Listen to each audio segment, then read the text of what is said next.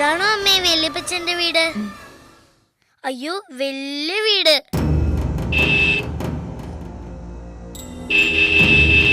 രാവിലെ ഇത് ഏത് കുരിശാ കുറ്റിയും പറിച്ചോണ്ട് വന്നിരിക്കുന്നത്?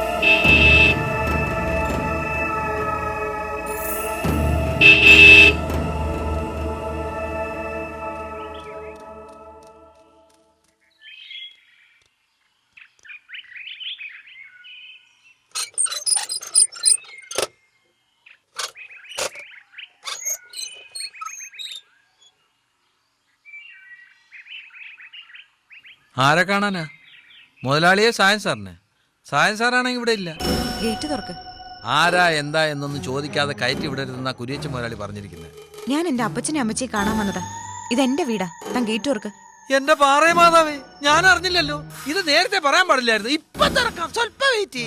കുരിയച്ച മുതലാളിക്ക് ഇങ്ങനെ ഒരു മോളുള്ള കാര്യം എന്നോട് ഇതുവരെ പറഞ്ഞില്ലല്ലോ.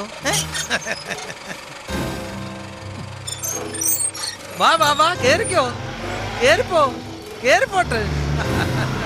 നല്ല ഐശ്വര്യമുള്ള മുതലാളിയെ കടഞ്ഞെടുത്തോലെ.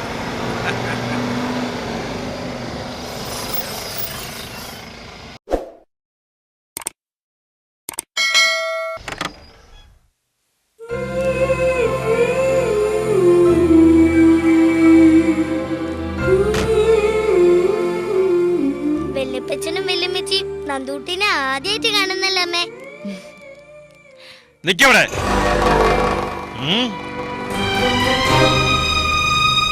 പാപ്പി, എന്നാ മുതലാളി? എന്നാ മുതലാളി? നിനക്ക് ചെല്ലും ചെലവും തന്ന് ജോലിക്ക് നിർത്തിയിരിക്കുന്നത് എന്നാതിനാണ്? വഴിയാത്രക്കാരെ അകത്തോട്ട് വിടരുതെന്ന് നിന്നോട് പറഞ്ഞിട്ടില്ലേ?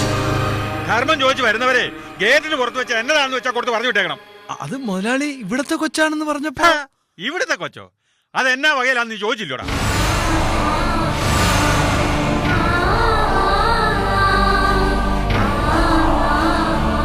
എനിക്ക് കർത്താവ് തമ്പുരാൻ തന്നത് 2 മക്കളെയാ, ഒരാണിനെ ഒരു പെണ്ണിനെ. അതിൽ പെണ്ണിനെ തമ്പുരാൻ തന്നെ തിരിച്ചെടുത്തു. 8 വർഷവും 16 ദിവസവും കഴിഞ്ഞു എന്റെ മോടെ ശവോടെ കഴിഞ്ഞിട്ട്. എല്ലാ വർഷവും അവിടെ ഓർമ്മ ദിവസം ഞാൻ അനാഥ പിള്ളേർക്ക് സദ്യ കൊടുക്കുന്നുണ്ട്. നീ കൊണ്ടിട്ടില്ലോടാ ജാഥ? പിടിച്ച് പുറത്താക്കണം. ഇത് കൊള്ളാലോ. അപ്പൊ കള്ളത്തരവും പറഞ്ഞോണ്ട് വന്നാണല്ലേ? പോയട്ടെ.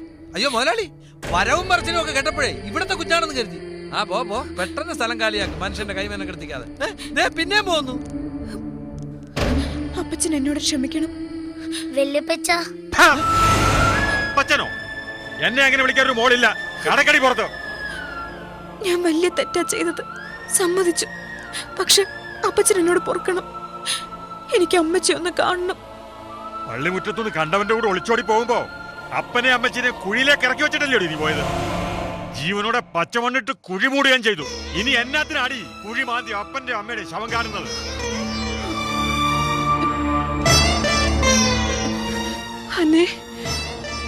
എന്നതാ അമ്മച്ചി? നീ എന്നെ ഒന്ന് എഴുന്നേൽപ്പിച്ചേ. ആരും അവിടെ വന്നിട്ടുണ്ടെന്നാ തോന്നുന്നേ. സ്നേഹിച്ചതിനും ലാളിച്ചതിനും വേണ്ടുവോളം ശിക്ഷ ഇട്ടിട്ടുണ്ട്. മതി, ഇനി വേണ്ട. പാപ്പി, പിടിച്ചെന്നെ പുറത്തിടണം. എന്നിട്ട് ആ ഗേറ്റ് മൂട്ടിയേക്ക്. ശരി മുതലാളി.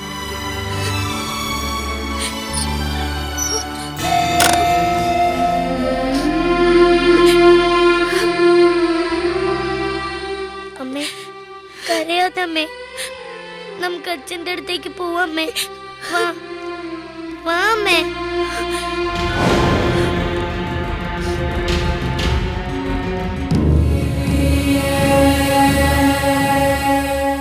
എന്നതാ അവിടെ ഒരു വർത്തമാനം പറച്ചിൽ കേട്ടത്? ആരാ വന്നത്? ഓ, വീട് തെറ്റി വന്നതാ. കേട്ട് പരിചയമുള്ള ശബ്ദം പോലെ തോന്നി. നീ എന്നാത്തിനാടി എപ്പോഴും വീട്ട കയറി ഇങ്ങനെ ഇരിക്കുന്നേ? വർഷം 8 ആയില്ലേ ഈ കിടപ്പ്. എഴുന്നേറ്റ് നടക്കാൻ കൊതിയാവുക. കർത്താവ് തമ്പുരാൻ അതിലുള്ള വിധി തരത്തില്ലായിരിക്കും. മയക്കത്തിനിടയില് ആരോ അമ്മച്ചീന്ന് വിളിച്ചതുപോലെ തോന്നി. ശിശിരയുടെ ഒച്ചയാണല്ലോ എന്ന് വിചാരിച്ച ഇങ്ങോട്ട് വന്നത്. എന്നാത്തിനാ അതൊക്കെ ഓർത്തുകൊണ്ട് കിടക്കുന്നത്? പെറ്റു വളർത്തിയതിനുള്ള സമ്മാനമായിട്ട് അവള് തന്നതല്ലേ ഈ കിടപ്പ്. ഇതിൽ കൂടുതൽ എന്നതാ വേണ്ടത്? നിന്റെ നിന്റെ ഈ കിടപ്പ് കാണുമ്പോഴേ എനിക്ക് അവളോടുള്ള കളി അങ്ങനെ കൂടി വരിക. എനിക്കിങ്ങനെ മേലായിക വരുമെന്ന് അവള് ചിന്തിച്ചു കാണില്ലല്ലോ. ഓ, പെറ്റതള്ളയുടെ കയ്യും പിടിച്ച് മിന്നു കെട്ടിട്ട് പള്ളിമുറ്റത്ത് വന്ന് ഇറങ്ങിയിട്ട് അന്യജാതിക്കാരനൊരുത്തന്റെ കൂടെ ഒളിച്ചോടുമ്പോ നിന്റെ എന്റെ ചങ്ക് പൊട്ടുമെന്ന് അവൾക്ക് അറിയാമായിരുന്നു. എന്നിട്ടും അവള് പോയി. എന്നതാ അതിന്റെ അർത്ഥം? നമുക്ക് എന്നാ വേണമെങ്കിലും വന്നോട്ടെ എന്നുള്ളതല്ലയോ? പള്ളിമുറ്റത്ത് നീ വീണ ആ നിമിഷം അവളെന്റെ ശത്രുവായതാ. ഇനി എന്നും അങ്ങനെ ആയിരിക്കുകയും ചെയ്യും.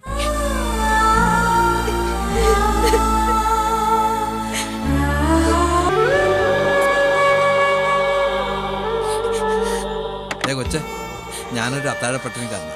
എന്റെ കഞ്ഞൂടി മുട്ടിക്കല്ലേ, ഒന്ന് പോയി തന്നാട്ടെ.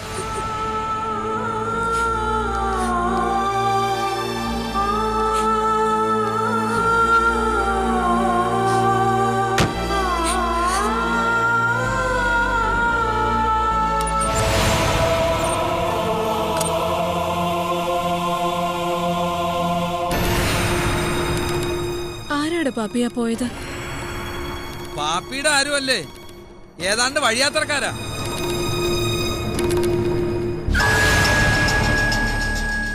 എന്നെ അകത്തേക്ക് കൊണ്ടുപോടി.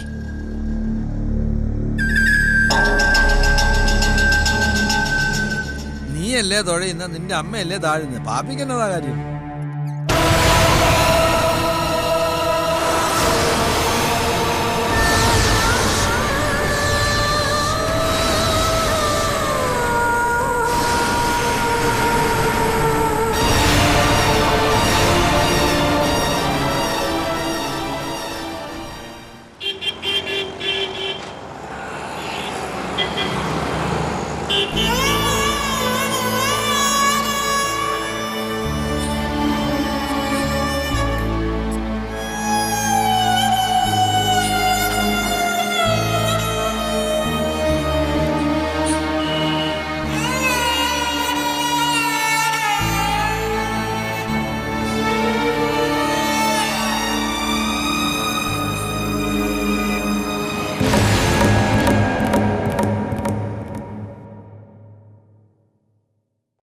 അമ്മ ഒത്തിരി കരഞ്ഞു വെച്ചാ.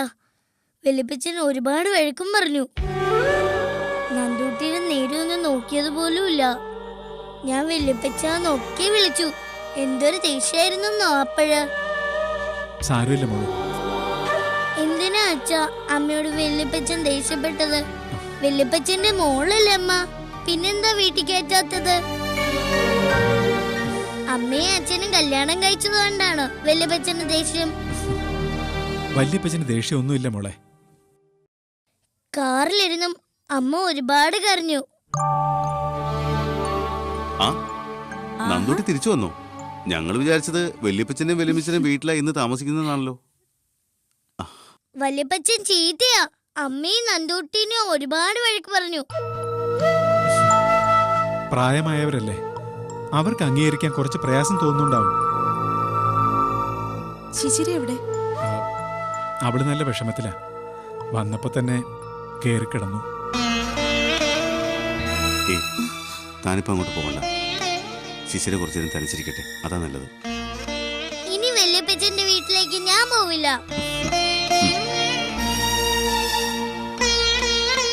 മോളെ വല്യപ്പച്ചൻ ഇവിടെ വന്ന് വിളിച്ചോണ്ട് പോകും, നോക്കിക്കോ.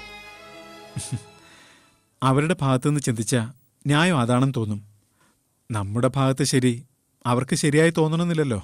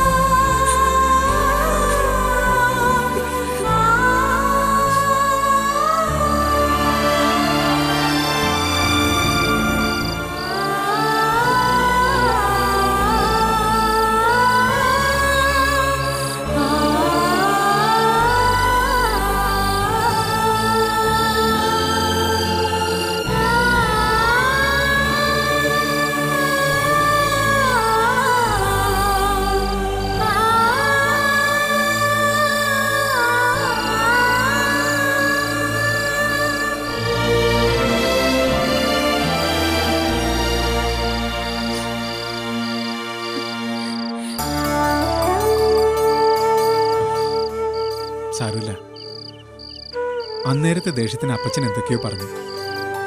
അതൊന്നും കാര്യമാക്കണ്ട. ഗിരി, ഞാൻ അന്നൊന്നും ആലോചിക്കാതെ ഗിരിക്കൊപ്പം പോന്നു. എന്റെ അപ്പച്ചന്റെ അമ്മച്ചിയുടെ മനസ്സ് അന്ന് എനിക്ക് കാണാൻ കഴിഞ്ഞില്ല. താൻ ഒരു തെറ്റും ചെയ്തിട്ടില്ല. അപ്പച്ചനും അമ്മച്ചിയും തന്നെ ഒരുപാട് സ്നേഹിച്ചിരുന്നോണ്ടാ അവർക്കിപ്പോഴും പ്രയാസം തോന്നുന്നത്. കുറച്ചുകൂടി കഴിയുമ്പോൾ അവർക്കെല്ലാം മനസ്സിലാക്കാൻ കഴിയും.